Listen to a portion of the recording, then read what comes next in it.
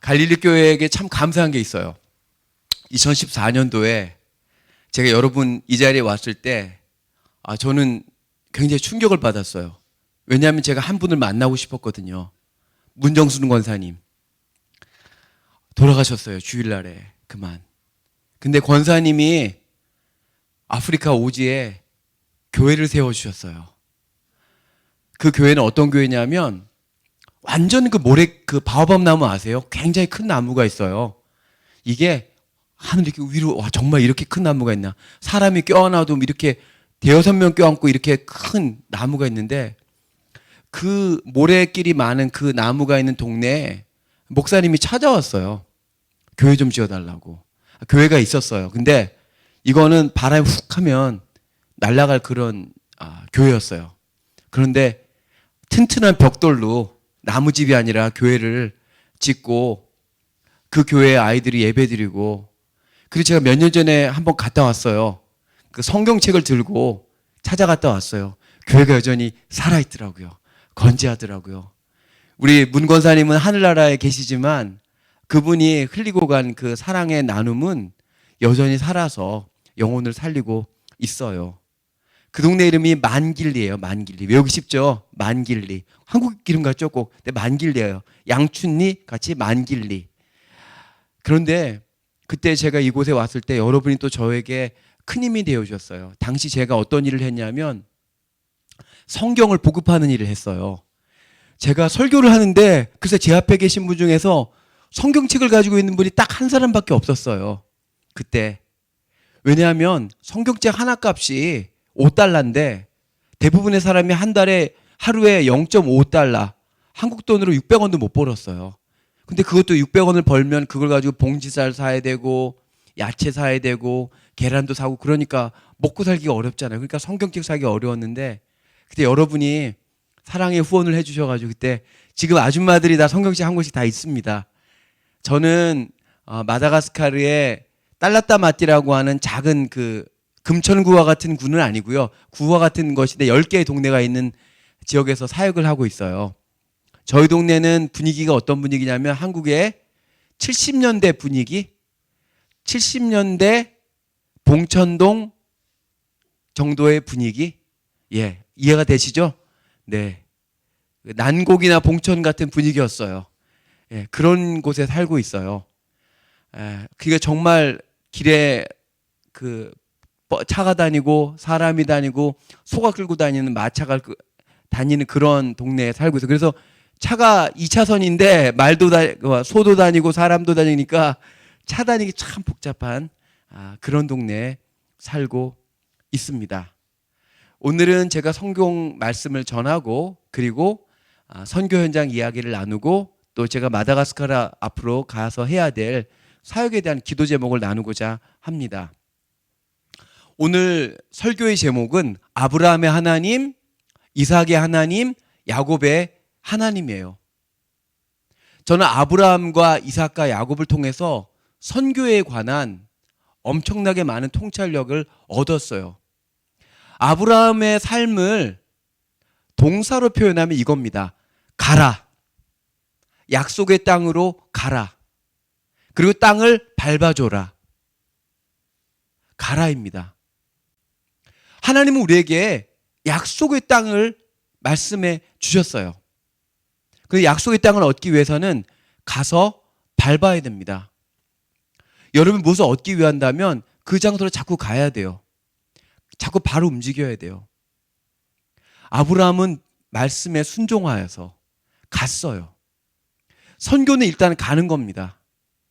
제가 이용주 목사님하고 마지막 학기를 보내던 그해 저는 사라졌어요. 왜냐하면 저는 그때 이 학기가 끝나자마자 바로 중국으로 건너갔어요. 선교사가 되려고 준비하는 사람들이 있어가지고 그 사람들 훈련시키려고 갔다가 그 훈련이 끝나고 바로 저는 남아공으로 건너갔어요. 우리 목사님 강도사고시 볼 때 저는 그때 다른 나라에 있었어요. 나중에 강도사고시를 봤어요. 저는 일단 갔어요. 그런데 가니까 힘들더라고요. 준비가 되지 않은 상태로 가니까 어렵더라고요. 근데 약속의 말씀이 있으니까 흔들리지가 않는 거예요. 제가 나갈 때 하나님 이렇게 약속해 주셨어요. 두 가지 약속해 주셨어요. 하나, 제가 2돌밖에 안 된 딸내미를 데리고 나갔거든요. 근데 의인의 자녀가 굶주린 것을 본 적이 없도다. 네 딸 걱정하지 마. 굶지 않게 해줄게. 그 다음에 두 번째 약속해 주셨던 거는 사역 처음 나갈 때는 후원이 되게 약하잖아요. 대부분이 그래요. 시작할 때는 정말 한 달을 정말 어렵게 넘어가는 건데 그때 하나님이 주셨던 말씀이 뭐였냐면 나는 너에게 광야에 만나와 메추라기를 공급해 줄 거야. 나는 너에게 광야의 식탁을 공급해 줄 거야. 그 두 가지 말씀을 하나님이 저희가 남아공으로 건너가기 전에 딱 주셨어요. 가는데 정말 매달 내가 너를 정말 돕겠노라. 후원을 약속했던 친구들이 소식이 없어요. 그때는 휴대전화기를 쓰지 않고 그 투지폰이라 그래가지고 그걸 쓰던 시대였어요. 한국에 전화를 걸 때 스마트폰이 아니라 그 스카이프라고 하는 게 있어요. 아니면 070 전화기를 이용해서 전화하는데 저희 집에 인터넷이 없으니까 스카이프라는 걸 가지고 이렇게 전화하던 시대였어요. 근데 미국에서 손님이 찾아왔어요. 그러니까 뭔가 대접을 해야 될 것 같아가지고 쌀을 사러 나갔어요. 근데 집에 쌀떡이 떨어졌으니까요. 그때는 그 월세 내고 전기세 내고 그러면 돈이 없어요. 진짜. 그래가지고 앞에 맥도날드가 있는데 감자칩밖에 못 먹던 그 시절이었어요. 좀 약간 불쌍한 얘기처럼 보이죠? 근데 그 시절이었는데 하나님이 약속했어요. 내가 광야에서 식탁을 베풀어 줄 거야. 그래서 손님이 왔길래 있는 주머니들 다 털고 쌀을 사러 갔어요. 남아공에 한국 마트가 있거든요. 그래서 한 1km 정도, 한 2km 정도 걸어가서 우리 아이 유모차 밀고 그 2km를 가서 쌀을 사러 갔는데 어느 아줌마가 저를 쳐다보는 거예요. 혹시 저희를 젊은 부부를 보니까 행색도 초라하게 보이니까 이분이 차도 없는 거 보니까 이분이 그러면 그 내 차에다가 쌀을 실어주겠다. 그래서 고맙습니다 하고 그분이 쌀을 이렇게 옮겨 주셨어요. 그러면서 저희한테 전화번호 좀 달라고 전화 좀 따겠다고 전화번호 드렸어요. 그리고 그 다음 날부터 저희 집 냉장고가 꽉꽉꽉 차기 시작합니다. 제가 남아공에서 마다가스카르로 나라를 바꿀 때까지 저희 냉장고가 꽉꽉 찼어요. 이분의 정체는 남아공에서 대한민국 요리를 가장 잘하는 여자였어요. 대한민국 대사관 수석 셰프였어요.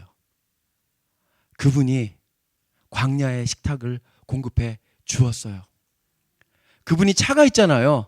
그러니까 KFC에 가면 이렇게 큰 이게 통에 이렇게 치킨 왕창 넣어주는 거 있어요. 그거 바스킷인가 뭐 잘 모르겠는데 그런 게 있는데 그걸 저희 딸을 보니까 그걸 막 사주시는 거예요. 그래서 그분을 통해서 하나님이 엄청나게 많은 식탁을 공급해 주셨어요. 나중엔 대사관 음식이 너무 꽉 차가지고 제가 제 주변에 있는 사람들을 초대했어요. 그리고 저희 초대받은 사람들이 야 요리 너무 잘한다고 사모님이. 그래서 이거 저희 집사람이 한 게 아니고 저 데핀 거라고. 감히 대사관에서 줬다는 말은 못하고 이거 데핀 거라고 얘기하는데 그래서 그 음식이 공급되어졌어요. 하나님의 약속의 말씀을 받고 가니까 하나님이 책임져 주시더라고요. 선교는요 일단 가는 거예요. 하나님이 약속한 땅으로 가고 그리고 버티는 거예요. 처음에 선교사가 나갔을 때 후원 안 해줘요. 그런데 딱 보세요. 몇 년을 버티나? 1년을 버텼네. 살았네.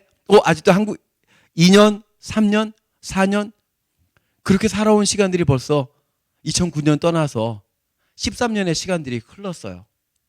일단 믿음의 약속을 갖고 아브라함은 갔어요.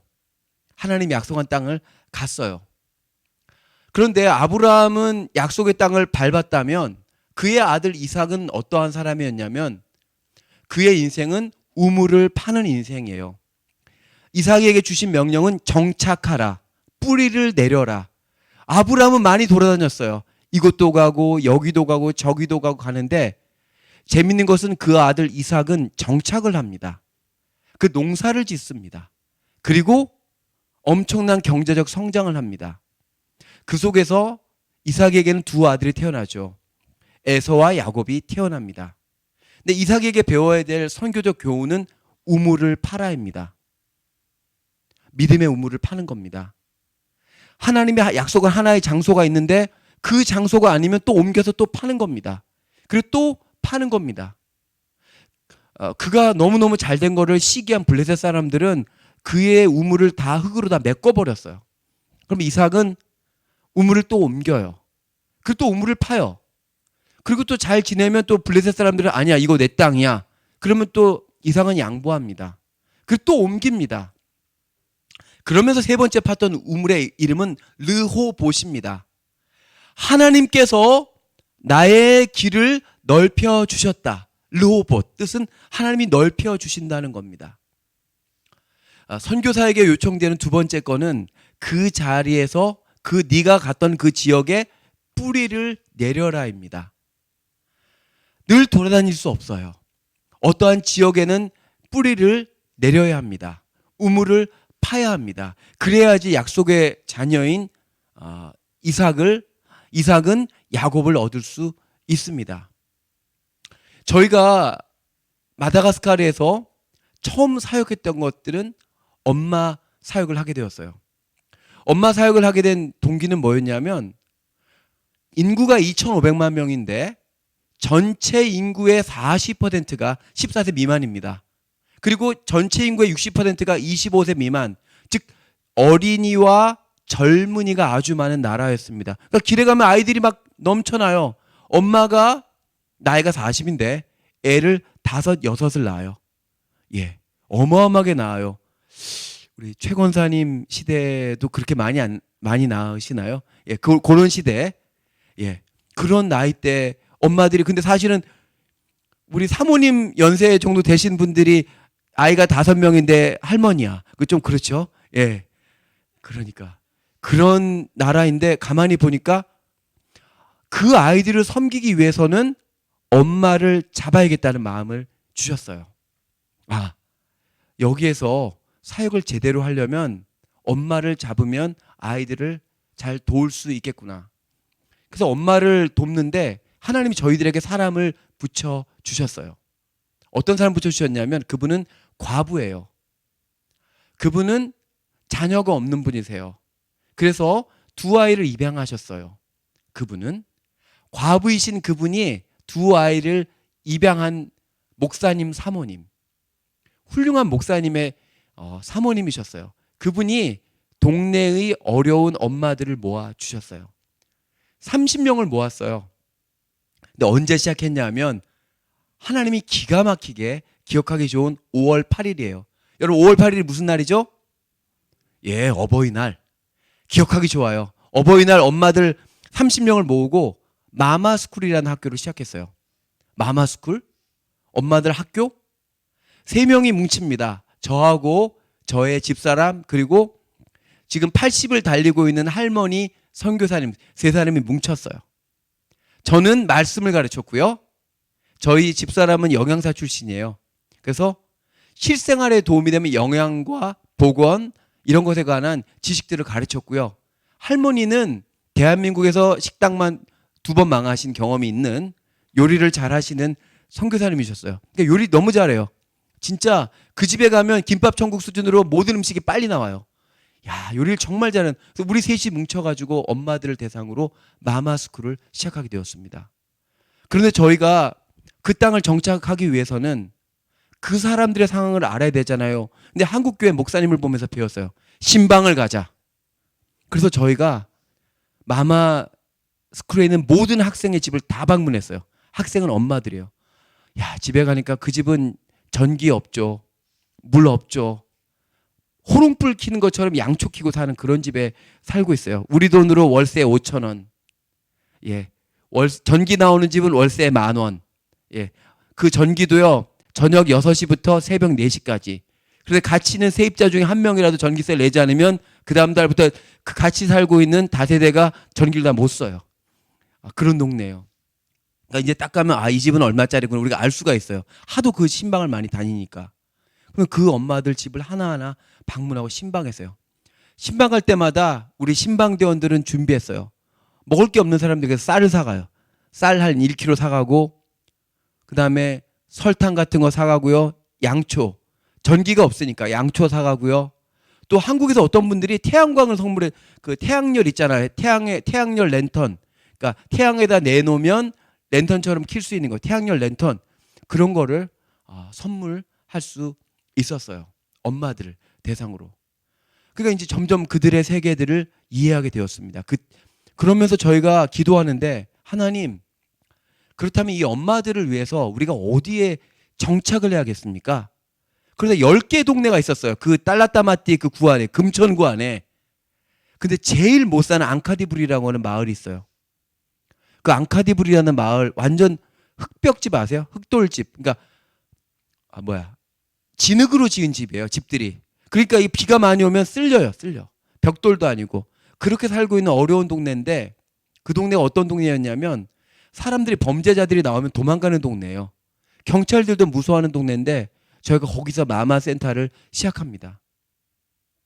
거기서 엄마들 대상으로 어떻게 예배를 드렸냐면, 인원이 많은데 공간이 우리 교회 여기 그 본당에 절반도 안 돼요. 방 사이즈. 그러니까 사람은 자꾸 꾸역꾸역 몰려오는데 도저히 이렇게 모임을 하기가 어려운 거예요. 그래가지고 우리가 그 집 뜰이 엄청 넓거든요. 그래서 하늘을 두루마기 삼고 우리가 노천 예배를 드립니다. 그리고 군대 텐트 같이 위에다가 그 야전 햇빛 가리게 세우고요. 우리가 비 오면 안 돼요. 그래서 하나님, 비가 한 번도 안 왔어요. 저희가 밖에서 예배 드려요. 노천 예배. 진짜 하늘을 두루마리 삼고. 그러면 저희가 예배를 드리면 동네 사람들 다 듣게 됩니다. 그러니까 마이크 틀고 앰프 틀고 예배 드리면 동네가 다 듣게 되고, 그러면서 저희 동네와 함께 일하게 됩니다. 그래서 마을에 사람들, 그 사람들 어떠한 부르냐면 초대받지 못하는 사람들이에요. 가장 큰 행사가 2가지가 있는데 독립기념일과 크리스마스입니다. 보통 그럴 때 되면 파티를 하거든요. 근데 가난한 사람들은 초대받지 못해요. 그래서 우리가 그럼 초대하지. 그래서 6월 달에 독립기념일 행사 때 마마 큰 잔치, 크리스마스 때 마마 큰 잔치를 합니다. 그래가지고 우리끼리 전국 노래자랑처럼 서로 발표하고 찬양대회도 하고 율동도 하고 춤도 추고, 그러면서 이렇게 아이들도 춤추고 어른들도 춤추고 그러한 마을 행사를 엽니다. 근데 어느 날이었어요. 뭘 제일 받고 싶냐고 했더니 크리스마스 때나 이럴 때가 되면은 터키 칠면조를 잡는데요. 부자들은 칠면조를 잡는데, 저는 그래서 미국만 칠면조를 잡는 줄 알았더니 여기서 칠면조를 잡네.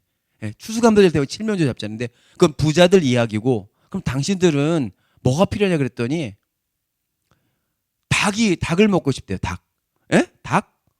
그래가지고 어떠한 닭 그러더니 생닭을 달래. 생닭 한 마리가 당시 한국 돈으로 한 2, 3천 원 했어요. 생닭이. 살아있는 닭. 진짜 꽥꽥꽥 꼭꼭꼭 하는 살아있는 닭. 그래서 저희가 생닭을 진짜 150마리를 샀어요.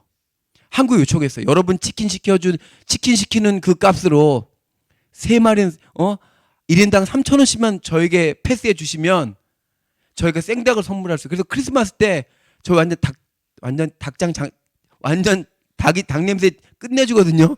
그 닭을 저희가 그러니까 아줌마들이 신나가 닭 잡아가서 집에서 닭털 뽑아가지고 온 가족이 닭을 먹는데 그렇게 행복한 표정을 잊을 수가 없어요.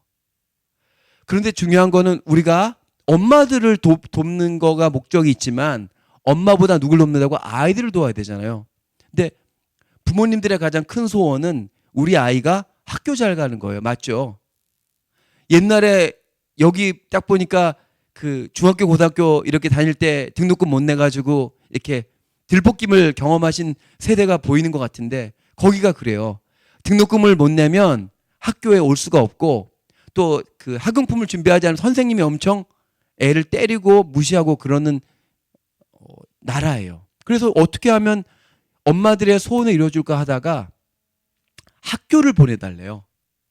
그럼 어떻게 학교 보내는 걸 보니까 한 달에 1년에 한국 돈으로 15,000원만 준비를 하면 학교를 보낼 수 있대요. 근데 가만히 생각해보니까 그래, 좋아요. 그럼 학교를 보내자. 애 한 명 학교 보낸 거 15,000원 초등학교. 등록금 한 번만 내면 1년을 다닐 수 있는 거예요. 되게 싸잖아요. 근데 그 돈이 없는 거예요. 이해가 안 되더라고요. 왜 이 돈이 없지? 15,000원 한 달에 1,000원씩만 모아도 될 것 같은데. 그래, 우리가 그러면 첫 해는 저희가 내주겠다. 그러나 단 조건이 있다. 우리가 은행을 만들자. 그래가지고 우리가 마마뱅크를 열어요. 그래가지고 엄마들이 500원씩 저축을 해요. 매달 마마뱅크에. 그러면 1년에 6천 원을 모으죠. 그럼 나머지 비용을 6천에서 7천 원 비용 우리가 해결해 줘요. 6천에서 8천 원 비용을 저희가 해결해요. 그래서 아이들을 보내기 시작하는 거예요. 엄마들 웃음꽃이 피는 거예요. 그리고 학용품이 없으면 또 선생님도 혼나니까 학용품을 챙겨주게 되는 거예요. 그래서 저희가 아이들을 돕기 시작했습니다. 처음에 아이들을 도울 때 저희가 어린이 프로그램을 해야 되는데 어떻게 방법이 없어요. 그런데 한국에서 유치원 교사를 10년을 넘게 하시던 분이 왔어요. 그분이 내가 도와주겠다. 그래가지고 저희 집 차고가 있습니다. 차고라서 크지도 않아요. 작은 차고에 아이들 10명, 15명 앉혀놓고 키즈 클럽이라고 하는 어린이 클럽을 시작했어요. 복음을 여름 성역 교회 주일학교 생각하면 돼요. 뭐 색칠하기, 성경 말씀 외우기, 뭐 아주 진짜 단순한 프로그램. 근데 그분이 2주 정도 돕다 갑자기 한국으로 돌아가 버렸어요. 우리 프로그램이 없는데. 그래가지고 머리가 하얘지더라고요. 갑자기 그분은 우리 도와주겠다고 하는데. 그래가지고 저희가 그 아이들을 데리고 하여튼 할 수 있는 프로그램을 다 돌려봤어요. 매주. 그리고 그렇게 키웠던 애들이 지금 150명이 넘는 애들이 키즈 클럽을 하고 있어요. 그리고 학교를 다니고 있어요. 그 아이들이 고등학교 졸업하고 대학을 가고 있는 시대가 되었어요. 우리가 그 동네에 정착을 하면서 이제는 어린이들을 돕는 센터를 하나 얻어야겠다. 센터를 하나 구했어요. 동네에 집이 하나 괜찮게 있었는데 그 집은 빈집이더라고요. 그래서 그 집을 얻었죠. 근데 나중에 얘기해 주더라고요. 원래 그 집은 인신매매하는 곳이었대요. 어린이를 잡아다가 장기 밀매. 그래 동네에서 좀 무서운데. 그러니까 아무도 안 들어가는 거예요, 거기를.